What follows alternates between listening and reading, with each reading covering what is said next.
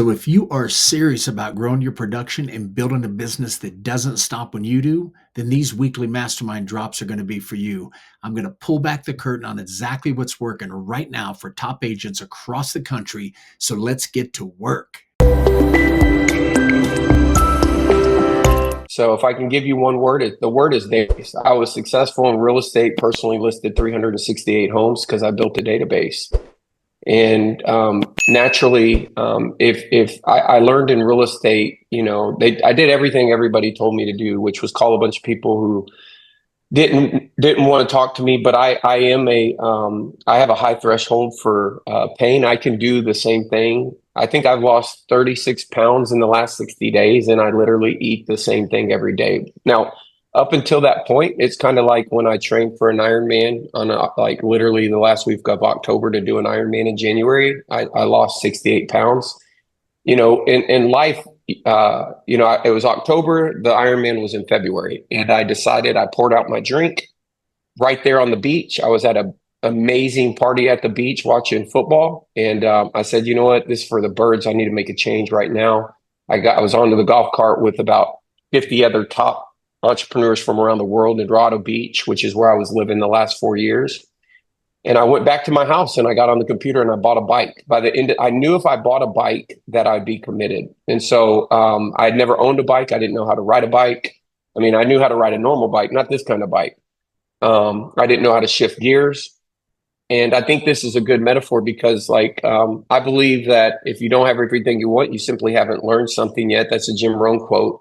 And so the fundamental, for me, I learned over my career, listen, man, that there was way more money in real estate by helping others. And I think that's the fundamental difference in what I believe in versus, what I know. I certainly didn't get into real estate to start a coaching company. I got into real estate to kind of have a better life. And at the time, you could have defined that by just being able to have time to do my laundry. Right? Like we've all had those, my mentor said that people get into real estate 80% of the time because of a life event, a divorce, something happens in their life that they're like, you know what? I've been thinking about getting my license. Let me go ahead and just do it now. Since this thing happened, let me do it now. And the truth is my first week in real estate school, one of my professors did something brilliant. They said, everybody shut their eyes, open them. You have your license. How are you going to sell a home tomorrow?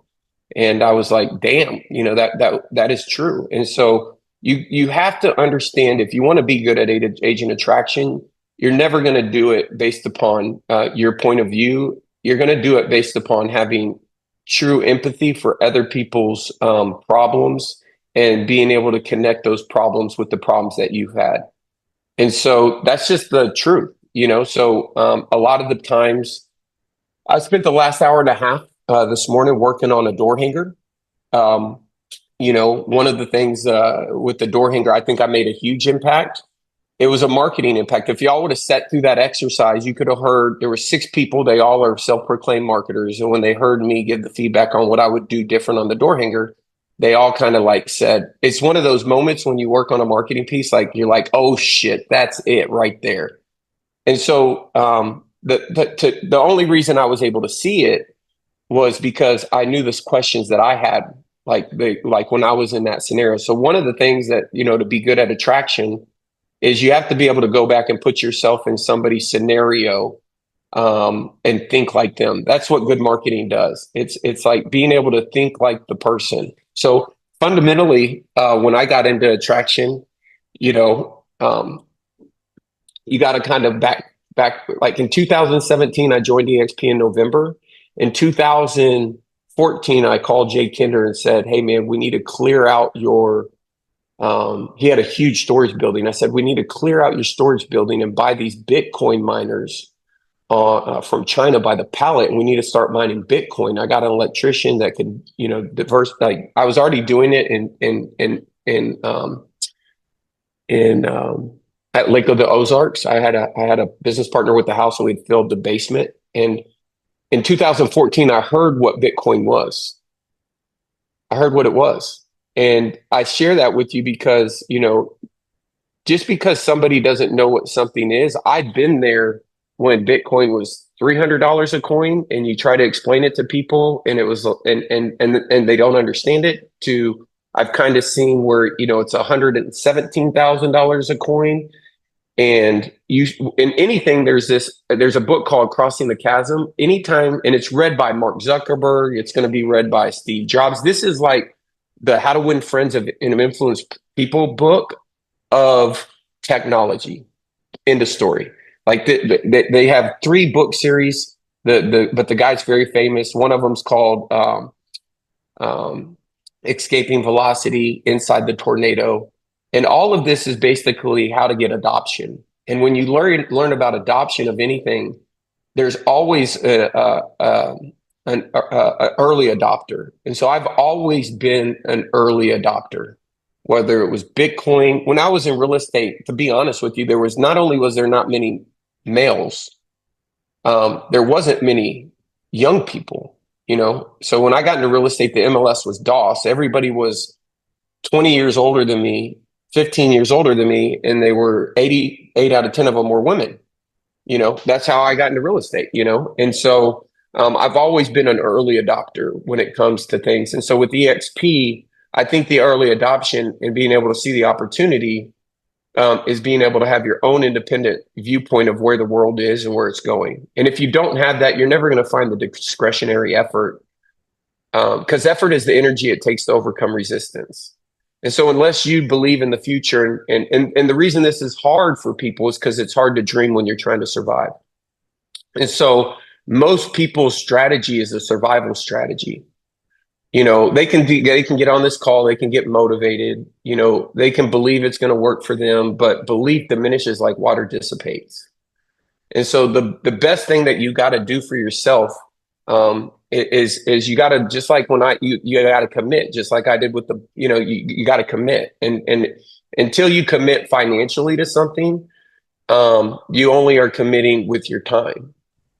And so, you got to be able to make a commitment, and you got to know what that commitment is, and you got to be super clear. And you can skip this part, but you're truly going to only do a fraction of a fraction of a fraction of what your potential is, because what you're really trying to do is not lose instead of trying to win. When I mean not lose, you're trying not to waste your time, you're trying not to waste your money, but you want this opportunity. And so I think inherently when people look at the opportunity, it's based upon their belief system. Everything is about what they believe is possible or not possible. Mm-hmm. And so most people focus on trying not to lose versus, I was at Jay Kinder's house last night about 5 o'clock. I was there for an hour. I was sitting on his beanbag, and he made me belly laugh. And I had this unique opportunity to invest in a thing called ETH Machine. One of the largest Ethereum owners, Andrew Keys, was a neighbor of mine, and he followed Tom Lee in taking, kind of like Michael Saylor. I'm probably speaking over a lot of people's heads, but he was taking a couple of company public in 90 days, and I had an opportunity on July 4th to invest in the first round. And so I asked Jay, because of this investment, ETH is up probably like $800 since I made the investment, and there's like 2 bites of the apple.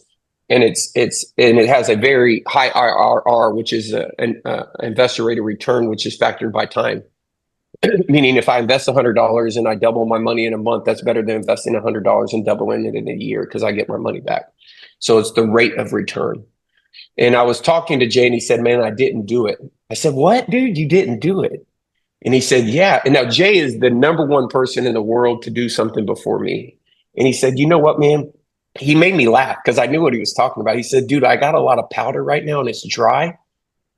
But then he told me the 3 or 4 reasons of why he's sitting on his powder. And so you have this Grant Cardone guy, who says, "Dude, I go broke every month. Everything I invest, I bury it back into real estate. I go broke every month so that I have that pressure of feeling like I need to be doing something."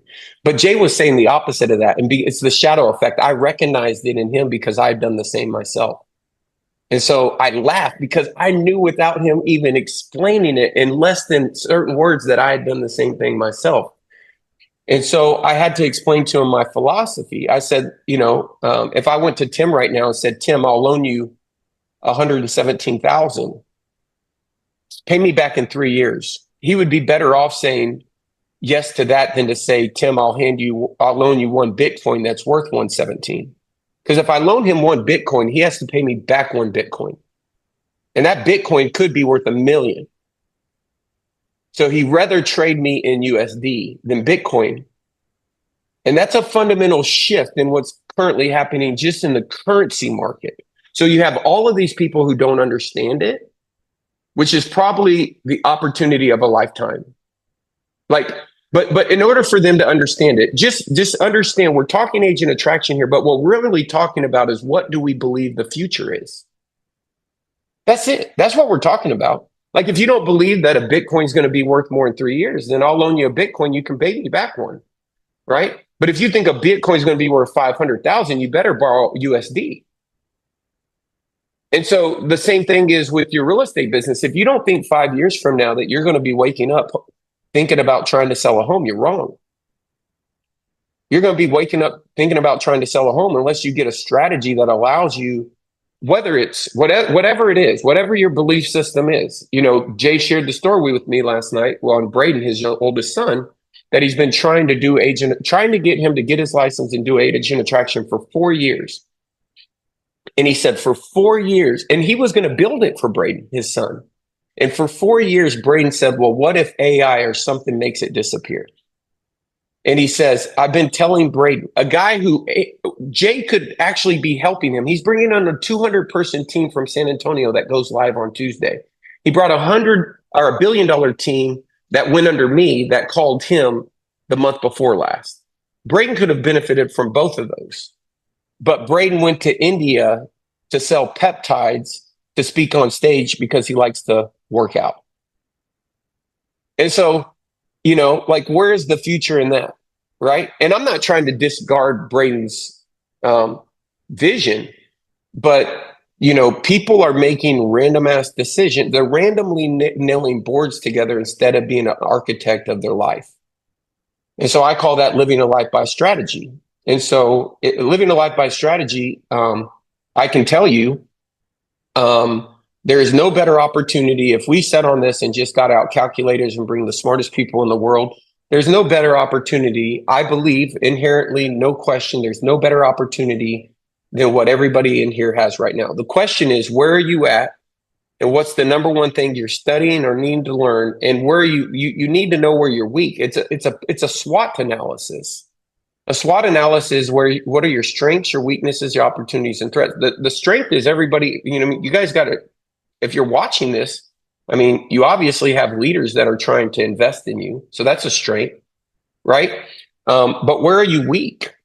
And I believe that, you know, 99% of your success is not in waking up, living life based upon episodic events.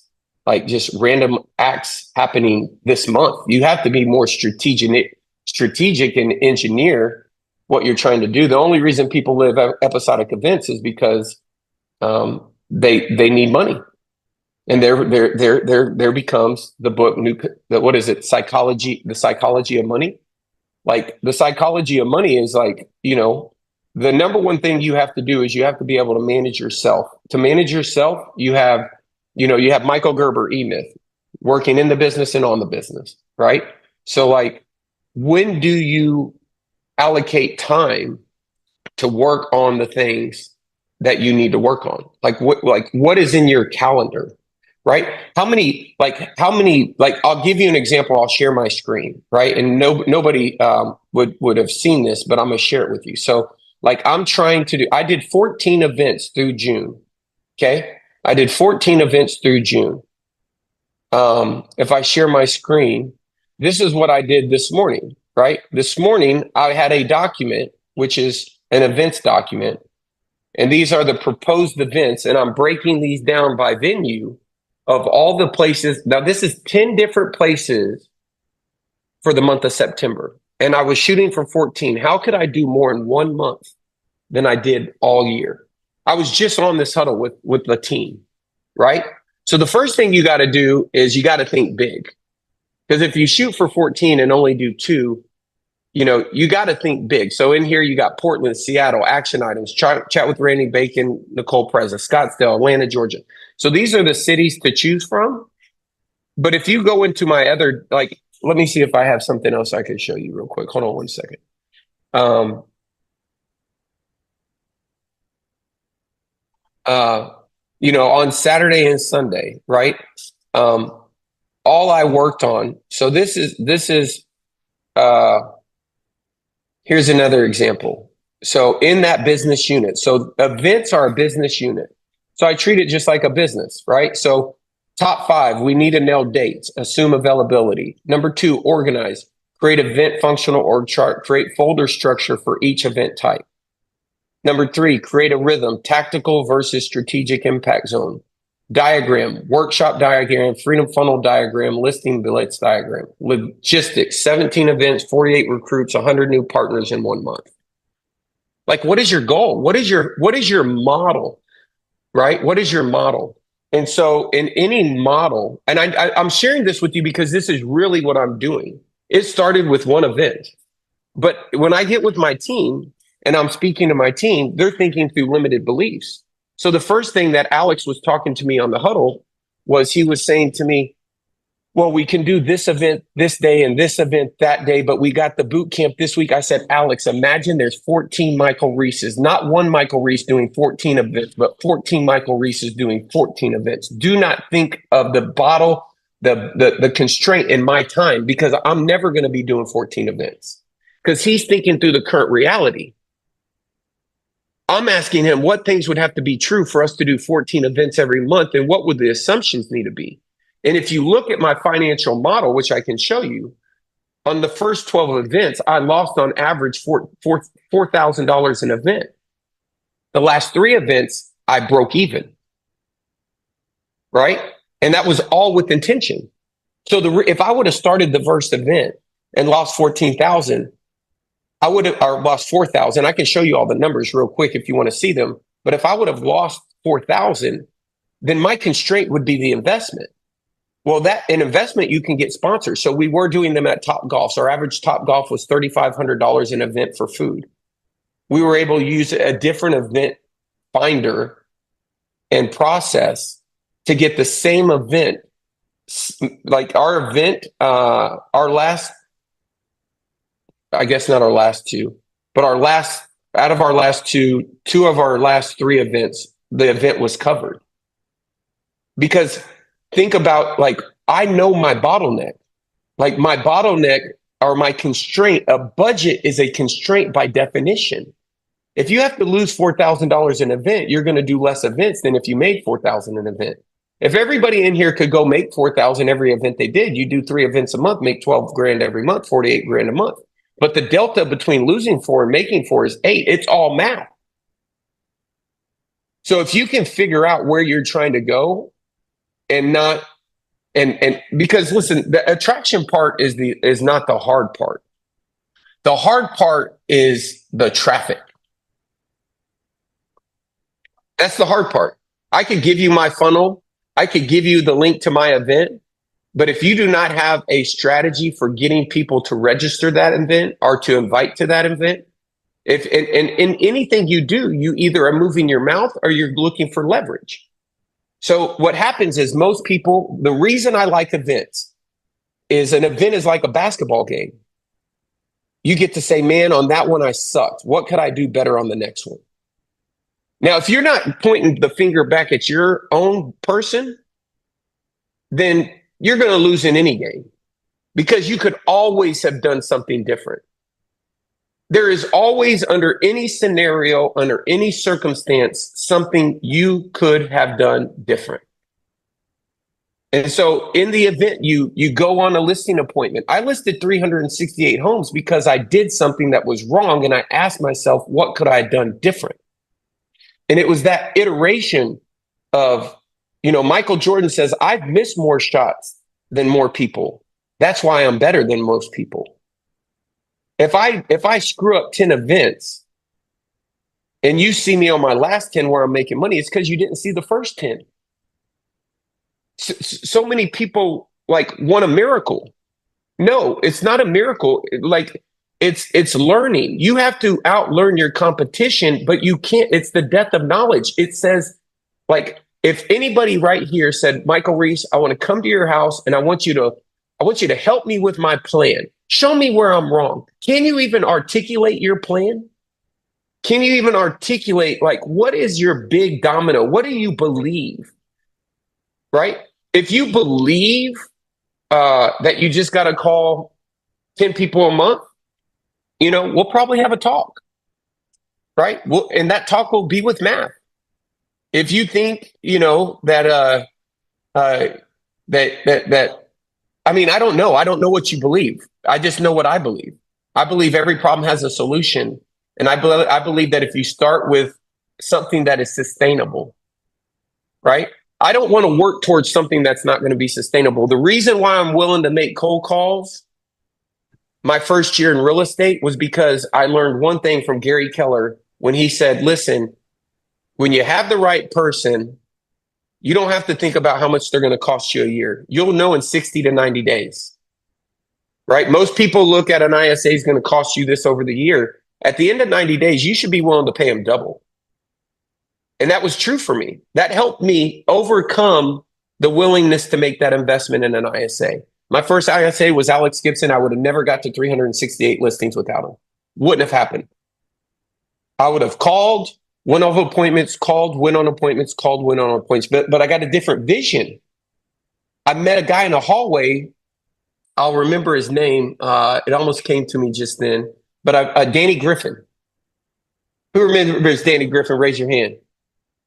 Right? I saw Danny Griffin speaking to a handful of people in the hallway, and he used the word ISA.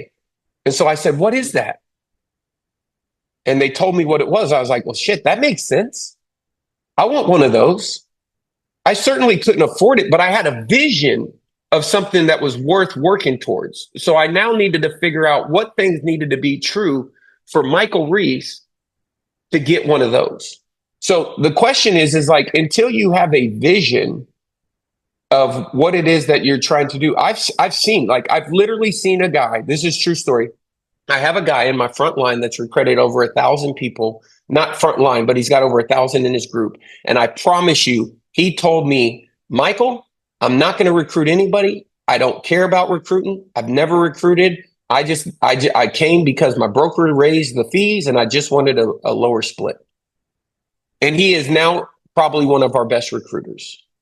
Like literally he spends, so like if I would have let him convince me of that, then he would have convinced me of that, right? Like I didn't push it on him, but he changed his own mind by default.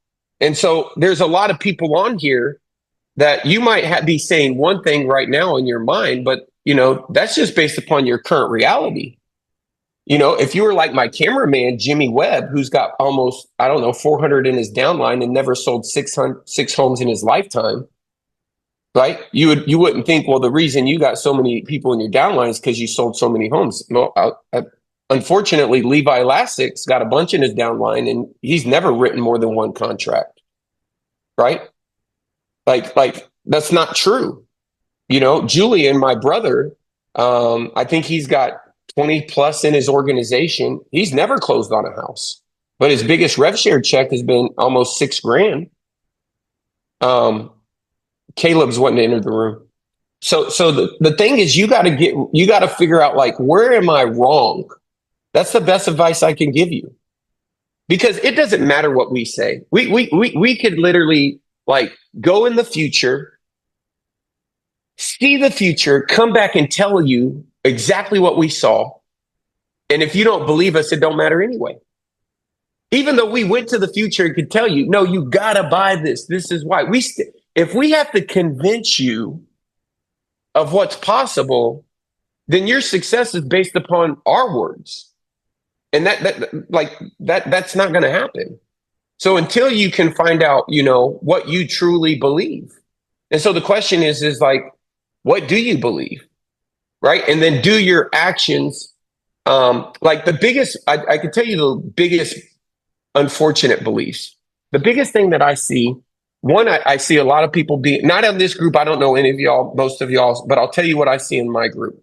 Most people are selfish. This is me. This came up, me and Jay had a very quality conversation, and he lives 8 houses down. I probably go over there once a month. And he said, what problem do you have? I said, man, it's just people trying to think about themselves. My FLQA. That's the biggest thing I see. My leaders need FLQAs, and I'm trying to teach them how to add 100 a month to their group, right? And a strategy that I think workshop is like, how do you organize with 3 people? EXP co-sponsor has allowed you to now work with people in your own backyard that you couldn't have worked with before. And so to me, it's in quantum physics, there's what they call a superposition. A superposition means you're in every place at the same time. The way I explain it is, imagine you have a farm and it has 10 ponds on it. Now, one pond's called YouTube, one pond's called webinar, one pond's called database, one pond's called local workshops. We think like a normal computer in bits, 1s and 2s. Well, I can either fish here or fish there. No, you want to have a fishing pole in every pond. You want to have a fishing pole in every pond. If you're not thinking like, how do I do a local career night for people wanting to make 6 figures in real estate? How do I do this? Like, if you don't have a vision, you don't have to be able, I'm not asking you to know how to execute it. You think Elon knows how to execute landing on Mars? Hell no. You got to have a vision that's going to excite you of something that is possible. And if you skip that step, you're going to get on 10 more of these calls. It's going to be 2026, and you're going to be plus or minus 30 recruits. So what do I believe? I believe right now I believe in game theory. Game theory. The reason why is because I believe in God. And because I believe in God, I believe in game theory, because God would never have had my number one mentor, who was 70 years old, ask me every damn time he got on the phone, Michael, hey, Michael, did I tell you what game theory was? Do you know about game theory? Yes, Jay, you told me, Jay Abraham. You change one rule of the game and it's a completely different game. Well, so when they changed the ability to move people and they changed the ability to co-sponsor, they changed the whole game. That would be like going on the basketball and looking across the deal and watching the point guard and being able to say, hey, man, you want to be on our team? And you want to be on our team? And you want to be on our team? Because you're never going to do more than the team that you're working with. And so from a local perspective, I'm only trying to get alignment. I'm only trying to get alignment. And the same person I called, I told this to Jay. Jay says, enter the guy's name, said you called him, said you were coming to his city, and said you said this. I said, bro, I knew 8 minutes after I got on that call, I should have hung up the call. I was speaking to all he wanted to talk about was how he could get FLQAs. He wasn't even listening. I literally called him and I told Jay what I told him. He said, well, he didn't hear that. I said, I know, dude, I thought he should be excited. And he's only trying to unlock his next bucket because he's only thinking of his pain. But I'll tell you one thing, like if there is a strategy and the window of opportunity is closing, Jay has 74 co-sponsors in 90 days. Game theory. 74 people from inside the company. I guarantee you he's going to have 1,000. And his vision, like mine, like his whole strategy, he will tell you he got sitting next to me. He was only an Instagram guy. His Instagram got hacked. Every problem, it has greater equal opportunity. So he came to the Puerto Rico Freedom Funnel event and said, man, I'm going to have to do something. This guy's holding me hostage. I haven't, like, he literally was playing golf every day. Right. So he had to get a strategy. And so he was asking me, so how are the workshops going? Right. And so the question for me is, I have a plan. I always had a plan. I had a plan from day one, but the plan is always database. I know that if somebody spends, this is the fundamental big domino. The big domino is the more time people spend with you, the more they trust you. So how many people in real estate right now trust you? Are you trying to earn trust with some fancy script in 2 minutes over a phone call? Well, good luck with that. That's like going out into the forest trying to cut down trees and just whacking at each of them twice and moving to the next tree. That's a terrible strategy. It's a terrible strategy. The game is real simple. Time spent. Database is built on segmentation. If I coached one person on here, there is no person on this call that I believe I could not help. There's not one. But the first thing that I would do is we would have a goal that would be crystal clear. We'd have the math based upon our assumptions, and then we would have a plan. And we would not deviate from that plan. We would learn. We would expect it to fail. We'd expect it to fail because we are trying to find out where we're wrong so we can make an iteration and another iteration and another iteration. That's called product market fit. Product market fit is you're trying to listen to the consumer. Man, he didn't list with me. He went with Paulette Green. Why'd he go with Paulette Green? Hey, Mr. and Mrs. Seller, I know when I came out, I noticed that I hadn't heard back from you. Have you made a decision? Yeah, we're going with someone else. Well, just because I plan on being in this industry for the next 20 years, I'm going to learn so much. I hope if you could do me one favor, what was it that she did or said that made you want to choose Paulette over me? I definitely respect the decision, but I'd like to learn. Well, we just like that she did this or that. Right? Like you should be learning from your failure, from every failure. You should be a learning machine. But if you give failure a different meaning, then you're like, oh God, man, listen, guys, I went to San Antonio. I had 24 people in the room. The second event, I had probably 36 people in the room. The third event, when I would have said normally 10 years ago, we're not going to San Antonio again. The third event, we had to bring in 4 tables, and it is the most people we had in any event. Same thing was with direct mail. When I mailed direct mail for 5 years. If I had made all my decisions based on my first mailer, I would have never mailed. But I wasn't trying to nail it the first time. I was trying to learn. So the question is like, where are you learning and growing? There's 2 reasons I believe people join EXP, because they want growth or they want opportunity. Chuck Fazio was looking for opportunity. He has a certain pain. Chuck Fazio, for those that don't know him, he did 22,000 transactions, $7 billion in production, and had 900 agents, and just closed on a $7 million building with a coffee house and a stage, and did concerts every Thursday and Friday on the porch. It was beautiful for anybody who's ever seen it. And I'm on a call with him, my first Zoom call ever, 2 days before Christmas, maybe 3 days before Christmas, 2017. He has as many agents as almost all of EXP at the time. Why would I move my brokerage over? Right? What do you say? I mean, even if you got a layup, do you know what to say? So you have those are the things. And the problem is, and we all know this to be true, is our production business, which is very important. We don't make money without helping people produce. Opportunity and growth. Growth is production. Opportunity is for the Chuck Fazios. The growth is people who want to sell more, right? They want to sell more homes. And so, this morning, I'll show you an example. I'll give you an example. This is a guy that I'm helping, right? I'm going to show you this exact example. His name is Michael. I think he sent me an email. Okay. And this is his email this morning. His email is, hey, Mike, will I go through his webinar and give him feedback? Right? That's this morning. Or that was Sunday. I woke up this morning. I went through it. I said, the good news is I watched it last week. So I watched it twice. I watched it last week and I watched it again this morning. It can be 1,000 times better. The problem is the flow of the webinar. The actual content is way light. It takes almost 6 minutes until you move off of slide number 1. What is the big ass problem of your audience? How do they know that they're in the right place? Build up your why you're doing this call. Call out the problem if they're going to be if they're in the right spot, and anchor some testimonials out of the gate. Number 2, you need to get a clear big domino. The only way internet leads versus new way, client acquisition. He would know what that means. Michelle did not run the ad. That was a person he ran for it. We ran the ad. She didn't run the ad. Nobody wants to run ads. They want you to run them for them. Don't say Michelle ran the ad when that's not true. We ran the ad. So, hey, man, when we started working with Michelle, she knew nothing about ads, but it was real simple.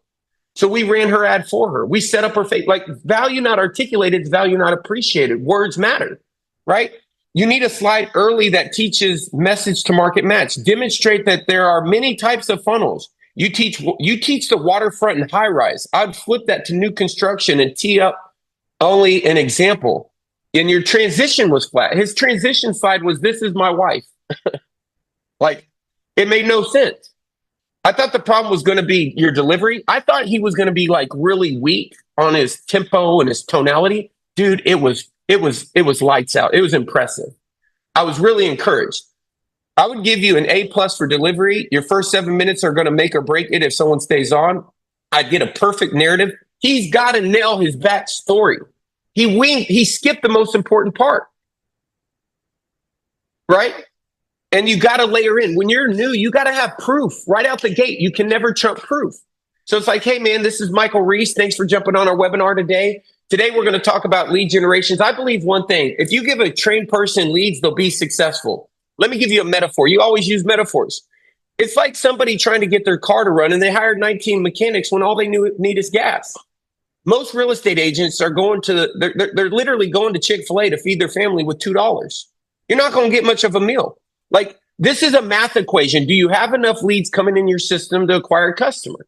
Like, if you don't believe that, then get off my webinar. I'm not trying to convince, my mom or my dad or my sister.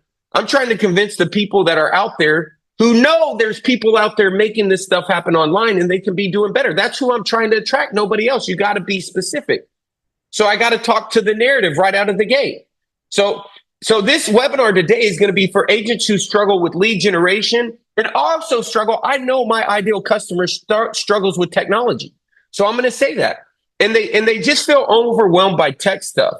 Well, listen to what Sheila had to say. Sheila got 27 leads in 10 days, and she didn't even know what an MP3 was. When I say she's not good at tech, she didn't have to be, because she's in business for herself, but not by herself. That's why she partnered with us. Listen to what she has to say. Boom.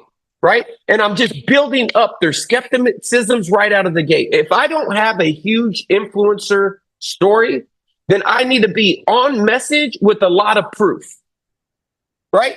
I have to be on message with a lot of proof. The greatest example of this, Jeff, since you went to the Dominant Listing Agent Blitz, was Tyranny Jordan. She opened up that whole presentation with 8 stories in her W-2.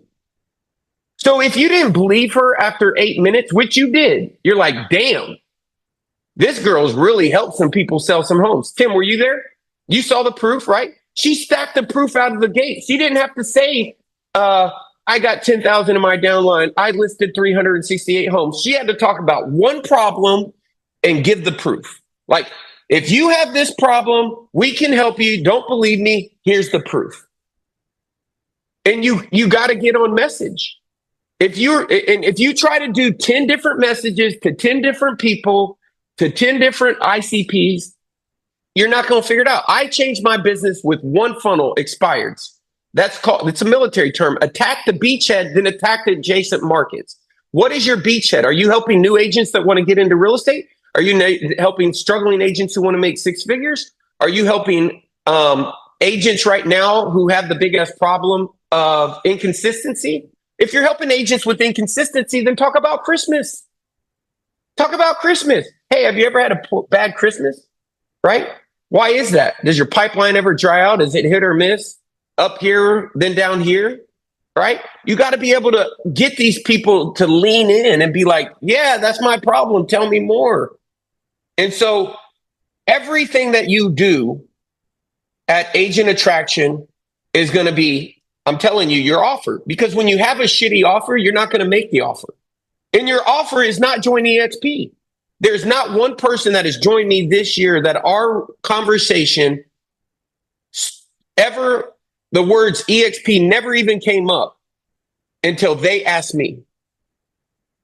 I can prove it. You can go through all my Zooms. They say, "Okay, yes, I watched the video. So is this about EXP?" But that was after hours of consumption. That's jab, jab, right hook. That's a book by Gary Vee, right? Deposit, withdraw. I mean, you got to lead with cheese, not whiskers. So like the fundamentals that if you're not being successful, maybe you don't understand what you're doing. So here's the question. Who are you learning from? You can always get better. That's it. End of story. Like, and I don't care whatever it is that you're saying in your head, that's not true. The question goes like this: what do you believe? And what is sustainable? For me, listen, I have one belief.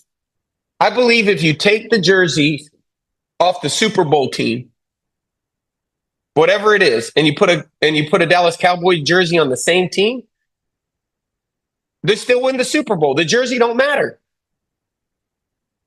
The jersey don't matter.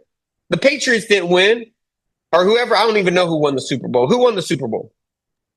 Eagles. Yeah, the Eagles. The Eagles didn't win. If you take all the Eagles and put them in a Cowboys jersey, then the Cowboys win. It's the team. It's the team. And so a functional org chart is like, you got to start organizing, even when you're a solopreneur. Like, here's my team. Here's who I go to for three-way calls. Like, you got to look at your team. You got to get a plan. That's it. You got to get a plan. You know, and people don't get a plan because they're trying to go fast. And unfortunately, you can go fast in the wrong direction. And if you should have went this way 3 miles and you went that way, that means you go 3 miles this way. You got to come back 3 miles to get back to where you started. And that took 9 miles to go 3.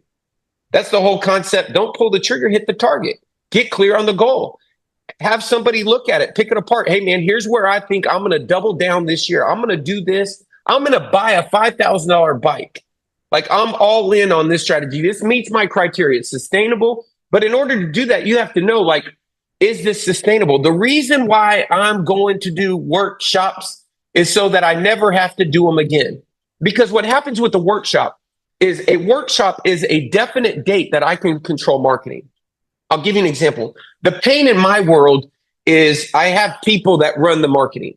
And so the webinar runs, I don't run it. Sometimes it's on, sometimes it's off, you know, and this just happens. Things happen. I get busy. With an event, I know that I'm going to be in Houston on Tuesday. How many people are registered? I'm going to be in Denver the following Wednesday. How many people I can manage to that birthday, to that single event? Like, my KPIs and goals are so clear that it's easier for me to manage, right? I get feedback quick. I go to the room. There's not a lot of people. People ask this question. I make the change. I go back. So for me, that's kind of like my batting cage. That's where I go and work on my hitting, right? I want to do that. That's where I want to get better. And so, but all I'm really doing is working on a presentation and an offer, right? Now, when people come, they just spent 2 hours with me and they got lunch.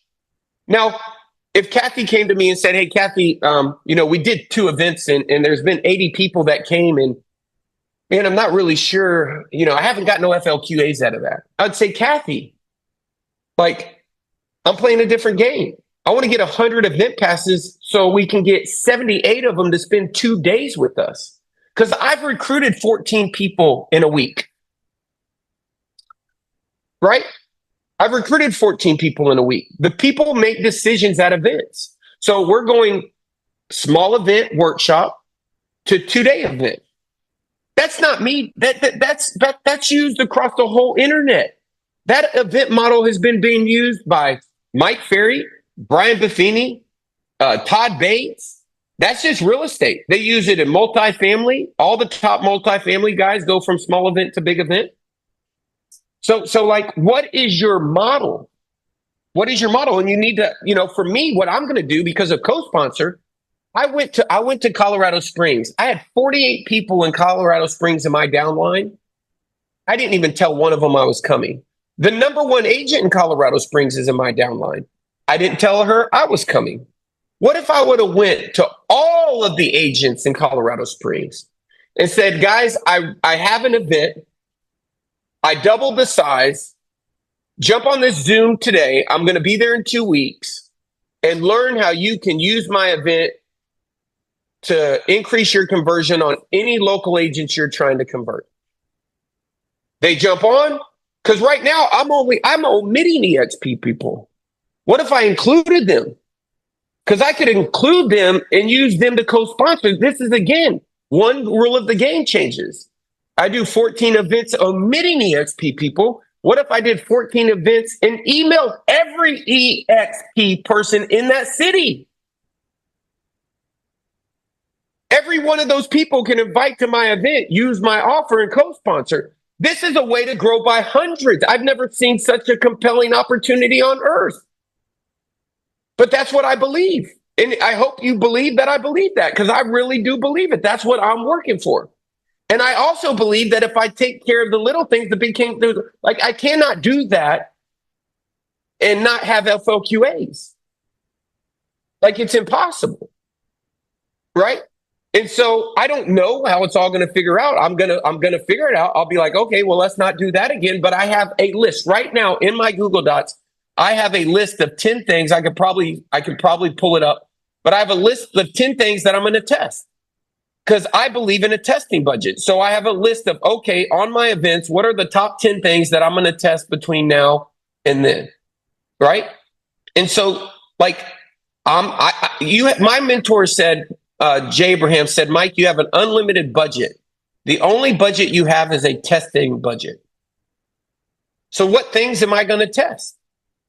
Right? Because I'm just trying to test throughput. Like, how can I increase conversion? Where are my leverage points? Okay, leverage points are in attendees. The venue, the contribution margin of the expense of a venue, the venue, I mean, to put up 50 people in a room, to 100 people over in the room, the venue cost doesn't double. The food cost doubles, but not the venue cost, and it's the number one expense. If I go to a place that can hold 50, I could probably add $200 and go to a place that holds 100. It's a math equation. If I converted 48% of the room to a free offer or whatever it is, it's just math. But is it easier to call somebody and say, hey guys, would you like to come down and have Chick-fil-A and have lunch and learn XYZ so you don't have to do the thing you hate anymore? If you would like to come to that, awesome. It's easier. Again, the number one commandment is always work on your offer. Make your offer so good that they have to say, how does that work? If you do not do that work, this will all be work. You will literally be trying to screw in a Phillips screwdriver with the nail. It just like they don't fit. They don't fit. You got to start with who is my ideal person. Get real clear.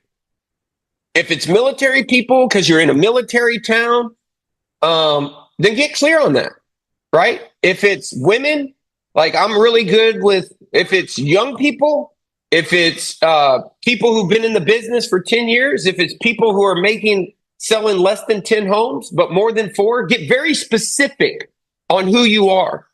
And then the only thing you have to do is, and if you nail this, everything will be easier. What is their BAP, big ass problem? Because you're not going to get attention unless you talk to their problem. You have to be able to get their attention. Attention comes with them shaking their head. Like, it's like if you talk to your ideal person and they're selling their ideal person, you're going to help because they sell 7 to 10 homes and their top desire is they want to sell 2 homes a month. Well, like, what are they telling if you interviewed their wife, it's a man, or their husband, it's a woman, and they said, what is the biggest challenge your spouse is having in real estate? What would their spouse say? Right? Like, you got to know, what does this person think? Because that's when they're going to feel like you're talking to them. And they're not thinking, should I join EXP? That's not what they're thinking. They're thinking, if I don't get a closing sometime real soon, I might have to go get a job. Mm. They're thinking, if somebody else tells me to cold call,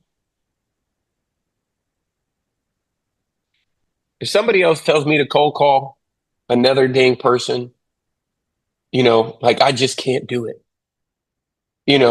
They're thinking, I suck at technology. I suck at social media. These are the things they're thinking. So, you have to have messaging. 83 cents of every dollar is spent on the headline. 83 cents of every dollar. So the difference is, guys, listen, copywriting is the salesmanship in the written form. That's what it is. That's why copywriters are the best marketers, because there is frameworks to how you should sell, whether you know them or not. Doesn't, like most people rely on just being a very nice person and being likable, which is great, right? That's great if that works for you, but you're only going to get a fraction of a fraction because you can't scale that. You can't train everybody on your team just to be likable. You got to teach them a system for selling. You got to teach them that question. Who asks the questions controls the conversation. What questions to ask. You got to teach them what open loops are, open-ended, closed questions. These are frameworks for selling. In marketing, it's the three imagines. Imagine this, and now imagine this. In copywriting, it's fact, tell them what you want. Hey guys, listen, fact, 78% of the people in Nashville didn't sell a home in the last 10 months. Fact, and interest rates have went up 3 times this year. Now, boom, tell them what you want, right? If you hit somebody with 2 facts, you can hit them with whatever you want them to believe. That's a copywriting strategy. These things work. I use the 3 imagines and the 3 facts all the time. But if you don't know that there's a structure for selling, if you don't know that there's a structure for marketing, then maybe the reason why you're not doing attraction as well as you want is because you aren't good at marketing or sales. And maybe that also is the reason why you don't like real estate. So the real question is like, do you have a lesson plan? Like the person on this call who actually takes this to heart and says, you know what, Mike, I'm going to buy these 3 books. This is the only common denominator. People ask me, what's the difference between the people you help and that have the most success versus the ones that don't? They're the best student. A teacher can tell you who the best student is. A principal can tell you who the best teacher is. The best student cares and the best teacher cares. That's the end of the story. So, are you a great student? Like if you were the student and you had all the results that somebody else wanted, how would you define, what are the characteristics of a good student? Or do you think that's I was born this way? You think Mike's just lucky because he was just born in marketing? That's bull crap.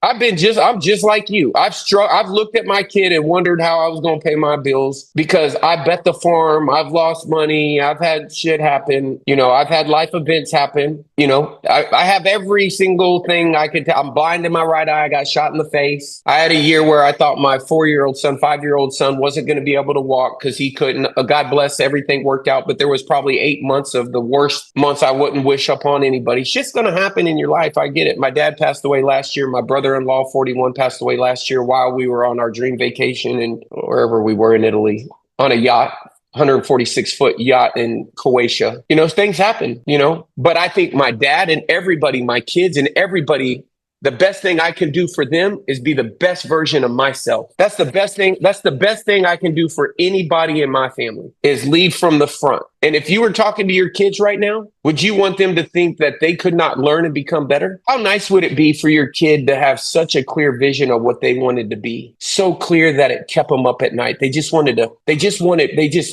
it so bad that they were willing to do the work. I want to be a baseball player, Dad. Can you take me to the batting cages, Dad? Will you throw the baseball in the backyard with me, Dad? Dad, will you throw me some grounders? Dad, what could I have done better in that game? Dad, can you give me a trainer? That's the winners, guys. That's always the winners. It's the person who tries to get the story around their current circumstance as the reality, and it's just not true. Change happens in an instant. It's your decision to change that takes forever. So until you get vulnerable with yourself, I could put the best class in the world on for you guys. But if you ain't in your right state of mind, you're going to look, you're going to judge, you're going to come up with reasons of why that doesn't work for you because you're just at a consciousness level that you're not ready to receive. Awareness, desire, seek, ask, receive, take action, persistent accountability. I'm making you aware right now because the reason I'm making you aware is because I know your problem is my problem. Your problem is there's something in your mind where you're wrong that you think you're right. And until you can have awareness of your thoughts and write them down and say, man, that's not true. It's not true. I can do that. That's not true. I cannot say that the last 6 months I gave it my 100%. How do I define 100%? Y'all want to see my calendar? I was on a call I'm leaving here at 4 o'clock in the morning tomorrow morning to go to Houston. I left for Atlanta at 4 o'clock in the morning on Tuesday. I was supposed to be home at 5. I can show you the text. I got 8 delays. I didn't get home till 1 in the morning. I'm going to Denver at 4 o'clock in the morning. I fly there. I fly back the same day. Okay. Saturday, I did a 4-hour call, which is all in alignment with my number one thing, which is how to make workshops so profitable you can't afford not to do them. Sunday, I did an event until 2 of my guys had to go to church at 10:30. So we started at 7 till 10:30.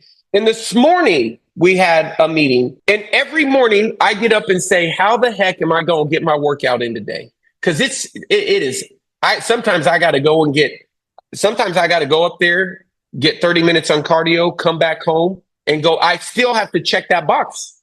So I have to organize myself to get it all done. And if you said here, you better have your workout gym, you're choosing, because we going to work. So if my 10 effort is, if you're not, I mean, like, what is your level 10 effort? And if you ain't got a level 10 effort, then it's just because, like, I can't, like, listen, then you got to go to Tony Robbins, because I'm not in the business of making people believe in themselves, believe what's is possible. You have to believe in yourself and believe what's possible. First of all, philosophically, everything. I mean, this is been phenomenal. Best interview I've done, because I don't think I had to ask one question. So appreciate you just going down. I think for all of us, it was great for me to hear some of these nuggets again. Go back and hear this a couple times. I know Andy's on here. We can cut this into shorts, have some really good stuff. And man, we just want to say thank you again for all of us that are here. There's about 8 people that are working with Michael, obviously on the funnels for attraction.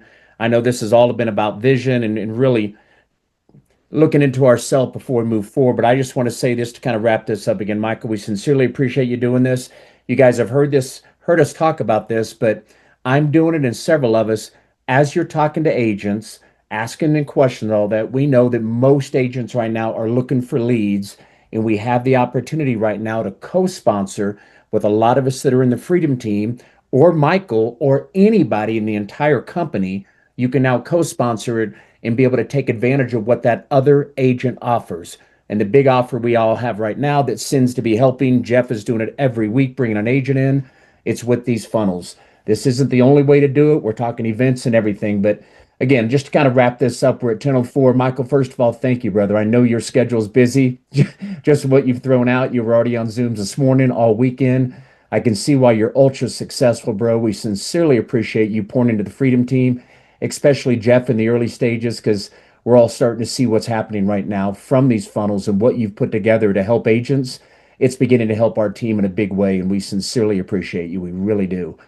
Hey, Michael, before you go, you started to mention 3 books, and you never got to those. Do you remember what those were? One was I wasn't going to say a Velocity. specific book. You need to find out the book that you need to learn. What are the 3 books that are yours? So like Your Next Million, like Jay's hired his entire tax strategy team from the book Your Next Million, which is how to create the benefits of a family office. That's his thing. He's working on tax, wealth preservation. So he read Your Next Million, right? There's also Your Next Mountain, which is like when you've achieved, how do you find your next big purpose? So you guys need to find out what yours is. I would just say, but don't read, study, get really clear on what that thing is and seek, find the books, find the podcast, whether it's 3 books on crypto, whether it's 3 conferences on crypto, whether it's 3 podcasts on crypto, whether it's 3 influencers on crypto, whatever it is, get a direction and study and become a good student on that topic. That's what I was saying. All right, I'm going to jump, guys. Y'all have a great day. Oh, go ahead. What are those? You were talking about awareness, desire, and then you went over about awareness, desire, seek, ask, receive, take action, persist, and accountability. Those are the 8 stages of change. And is that in a book or? No, it's literally the fundamental principles that I could go into how we came up with it, but it's unbreakable. It's like physics. It's truth. Awareness, you're unconsciously incompetent. You don't know what you don't know. Until you have awareness, you can't change. Awareness, desire. Until you have desire in your heart, think and grow rich. You can't do nothing. It says in every chapter, when you're ready, you'll see it. If you're not, you won't. You have to have a burning desire. Awareness, desire, seek and you'll find. A seeker is a student. Elon Musk says, assume you'll be wrong. If you assume you're wrong, that means you're actually going to learner mode. If I'm wrong, what do I need to learn? So assume, seek, ask. Brilliance is never in the answer. It's always in the question. If you ask me the wrong question, I can give you the answer, but you might have the answer in the wrong direction, right? If you say, where's the next gas station? That way, oh, it's in 7 miles. But if you would have said, is this the right way to get to this place? I'd say, no, you actually need to go this way. So knowing the right questions to ask questions for me. Seek, ask, receive. Ask, receive is a big one. Pride, people with low consciousness, they don't receive. They're judging other people. They haven't come. And until they get out of that, they're going to be stuck. Just like a fish doesn't know what Taco Bell is, it can't go above the water. They're always going to be stuck in this lower level dimension, because they're trying to justify why they haven't grown. For them to exist and their ability to not grow, they have to justify it. We call them haters online, all of that stuff. But that's just the bottom of consciousness. They can ascend out of it, but they're going to have to do their own personal development. So they're going to have to go back to the start and seek, right? But once they receive, they then have to take action. Nothing happens without action. So it's action, consistent action over time. Persist. Everything's going to take twice as long. And then accountability. You know, if you have accountability, you'll never lose. So I'm going to jump, guys. I got a financial meeting at 11. I got the grace of a Harvard MBA, John Z, the former board, looking over my workshop model, and they've been on there for 8 minutes. So thank you guys.